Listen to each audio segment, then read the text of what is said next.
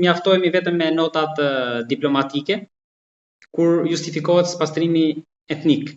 Mos duhet edhe të përgatitemi, sepse kjo mund t'i paraprit diçka tjetër në vazhdim, se në fakt nga ana tjetër Serbia ne kemi parë gjithë vite që po armatoset rënd. Ajo është shumë e vërtetë, sepse retorika dhe gjithmonë retorikat i ndjek pas një praktik në vepër me makineri të ndryshme për ta konkretizuar e materializuar retorikën.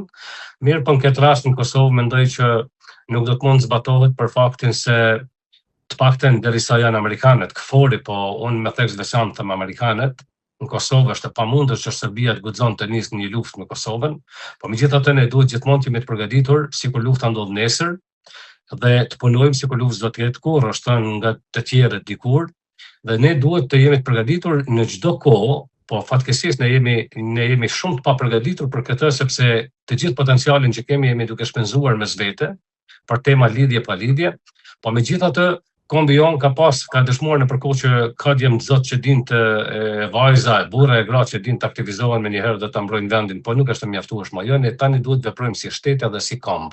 Jemi dy shtete, jemi një komb, ne duhet kemi një strategji të përbashkët, mbrojtëse, i njohim armiqtan, nuk jemi të habitur se na ndodh dhe se kemi pritur, ne e dim shumë mirë se çfarë presim nga armiqtan dhe ne duhet jemi të përgatitur gjithmonë.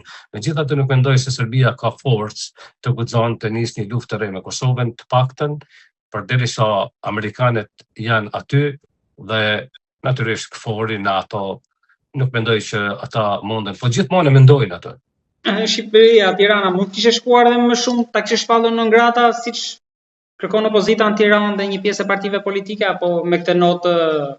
Shiko, reagimi i Shqipërisë përmes ministrit jashtëm, nëse s'gaboj Albert Hoxha, po, ishte një reagim shumë i butë, një reagim tepër diplomatik. Ato nota protestes mundën me u dhënë për deklarata thjeshta të vogla, jo për këtë rast kur kërkohet shfarosja popullit tënd, kërkohet zhdukja, kërkohet dëbimi. Pra do duhet të ishte më i ashpër, do duhet në nivel kryeministri dhe ligjërata më ashpër.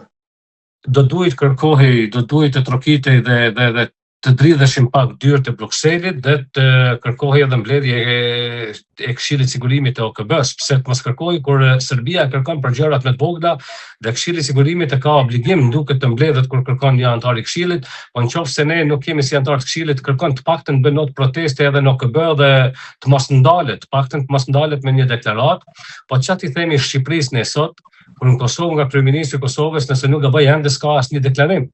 Pra, thjesht unë nuk e kuptoj politikën shqiptare sot, se ku jemi dhe pse ndodhin këto.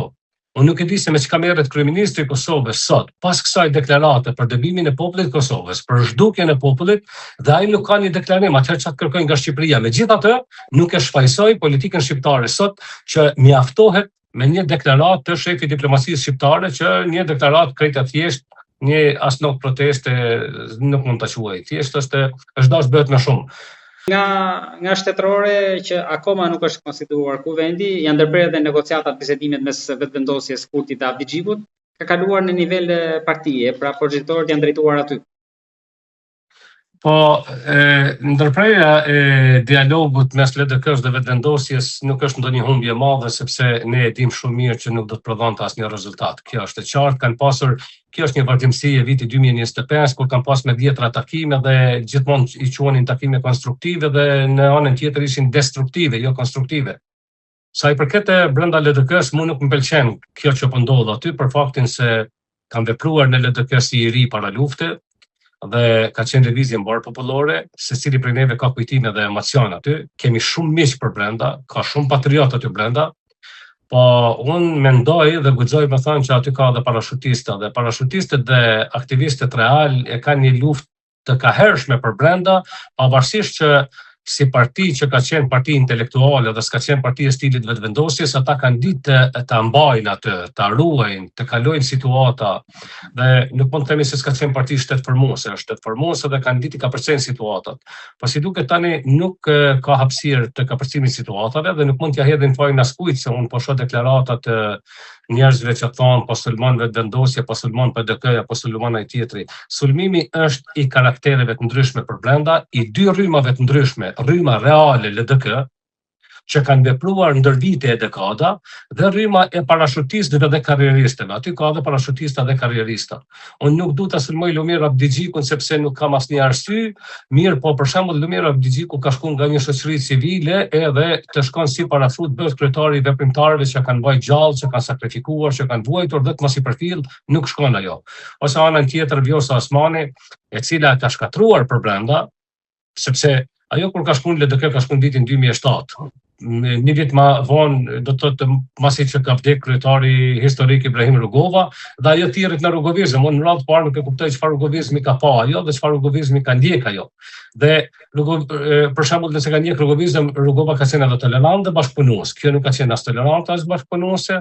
Ka hyrë brenda, e shkatroi subjektin për karrierën e saj individuale, se nëse njekim deklaratat e saj kanë qenë që kur nuk do ta lëshoj LDK, nëse dal nga LDK nuk jam në politik, ajo jo vetëm që doli nga LDK-ja, jo vetëm që mbeti në politik, po u bë armik i LDK-s.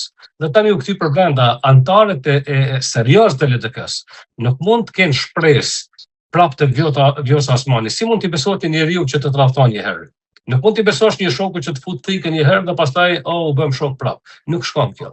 Pra, në këtë rastin e fajtor i lë binomin Abdigjiku dhe Osmani. Ju sigur e thatë edhe në hyrje jeni on me zhvillimet këtej në troje tona. Të lutem, më thoni si do mbyllen në gjykimin tuaj protestat në Tiranë. Po, ne edhe herën e kaluar kemi diskutuar pak këtë dhe tham se protesta ka devijuar. Unë asnjëherë për të qenë shumë i sinqert, kur ka pas zgjedhje në Shqipëri, nuk e di pse nuk kam pas ndonjë simpati të veçantë për PD-n ose Berishën, pas asnjëherë nuk më ka pëlqyer fitoria e Edi Ramës. Pra, do të thotë këtë them për faktin që duhet kuptohem drejt kur flas tash për protestën, se nuk po mbroj Edi Ramën. Edi Ramën e kam thënë edhe në kaluarën, sot kisa pas dëshirë me ndi duke u deklaruar me shku në shtëpi, po me shku dikush tjetër në vend që proceset e Shqipërisë të shkojnë përpara. Protesta në kohë është e paqëlluar për faktin se Shqipëria po pret të futet antare të hapen negociatat për kandidat në veje tjera si shkojnë ato procedurat. Pra, në këtë kohë, në qoftë se shkojmë te qeveritë teknike tjera, unë kam frikë që Shqipëria do të mbetet mbrapa dhe do të hupet një shans tepër i mirë për ta bërë një hap përpara si shtet, si Shqipëri, që na konvenon të gjithë shqiptarëve. Dhe veç kësaj, protesta si e tillë, dhe nëse filloj me një kauz të pastër, që edhe aty dyshoj nëse ka qenë fjala vetëm për investime në Shqipëri, se nuk e di mirë ka qenë të shitet tishulli apo të bëhen investime apo të shitet tipet me koncesione tjera. Transparenca ishte edhe thelbi i protestës. Po, sido që tjetë, nuk po them që protesta ishte e parësyeshme në start. Protesta në fillimet e saj ndoshta kishte arsye dhe ishte e pastër, nga grupi njerëzve që e filluan. Por ajo devijoi që në javën e parë, ne kemi parë pastaj në javën e tretë ka devijuar totalisht sepse aty u pa që ka rryma të ndryshme, grupe të ndryshme, interesa të ndryshme dhe thuajse asnjëri nuk është për interesin e Shqipërisë. Kemi interesa iraniane, kemi interesa tjera të këtyre që vinë të politikës çoroditur të Kosovës, pra sot të Albin Kurtit. Ne i pam edhe për faktin tonë të keq në politikën në barë shqiptare, sot kemi shumë të tillë. Ne i pam për shembull Bekim Çoku që ishte një vegël Albin Kurtit, që është një deputet i Vlendit Maqedoni, njeriu nuk din me lexuar dhe si mund të presim ne prej atij që ka diçka kauzë kombëtare. Ne nuk përkërkojmë që ai me ardhmë me mbrojt kauza kombëtare në protestën në Shqipëri për një ishull, derisa mund ta mbroj kauzën tonë kombëtare atje për gjuhën shqipe. Pa atje nuk lëviz. Atje në një intervistë dëgjova kur gazetaria pyet të njëjtin, Serbia po ulet këmbëkryq në Maqedoni. Ai thot, nuk është problem Serbia, këtë problem është BDI-ja dhe Ali Ahmeti. Shikojmë çfarë klase kemi të bëj. Pra, rreziku duke i parë këta njerëz që vinë sepse të njëjtët u kthyen pikën kufitare si të padëshiruar, si non grata, nëse nuk gaboj. Dhe ata njerëz vinë ta mbrojnë kauzën kombëtare me protestën në Tiranë për ishullin, për flamingot, a nuk e mbrojnë protestën kombëtare në Maqedoni, ku shkatruan gjithçka që ishte arritur me gjakun e dëshmorëve me luftën e vitit 2001.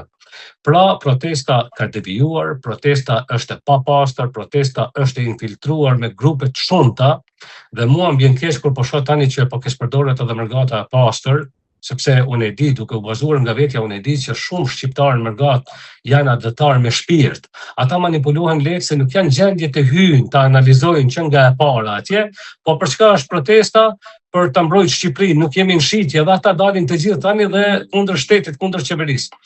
Unë nuk jam për ta mbrojtur qeverinë as Edi Ramën.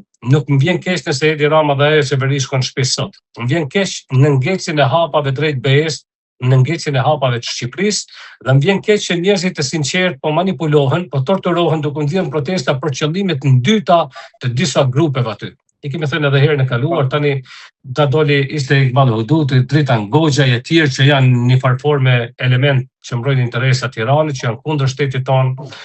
Kemi këta të Vlenit, që nuk e di ma mbrojnë interesat Serbisë, atë kujt rresit mbrojnë. Po shohim politikën në Kosovë atje nën qeverisin e Albin Kurtit, që veç me pa qenë nën qeverisin e serbe, jam i sigurt që kishim qenë më keq, sepse ata e kishin shkatruar edhe pak më shumë, për ndryshe ky njeri e ka ndjek atë logjikën, nuk e di nëse është humor apo ka qenë vërtet logjikën e Stalinit, kur ja heq të gjitha puplat një pule, i shkakton dhimbje të jashtëzakonshme dhe pastaj e lëshon duke ia dhënë dotërmia dhe pula e shkon prapa e lumtur se po ushqehet. Dhe ju thot shokëve të tij, këshilltarëve të tij, bashkëpunëtorëve të tij se kështu duhet veprojë me popullin. Albin Kurti në Kosovë vepron me popullin e Kosovës sot në këtë formë, ngulfat aq shumë sa që kur ja lëshon pak frymen, populli është i lumtur se po marrim frymë, lideri na lëshoi me marr frymë. Deri këtu kemi ardhur. Pra, protesta, që të kthehem aty, protesta sipas mendimit tim është e dështuar. Ka ik nga tema që është nisur, ka ik nga objektivi i saj, është e manipuluar, është e infiltruar dhe për dëshirën time protesta do duhet ndalej. Pastaj të shkohet me kritikat ndaj qeverisë që ka mjaftueshëm arsye të kritikohet, por jo në këtë formë dhe jo përmes këtyre njerëzve. Jo, të falenderoj shumë për bisedën dhe mendimet që ndat me publikun tonë. Faleminderit juve, gjithë mirat për ju dhe publikun tuaj. Ju falenderoj. Ju uroj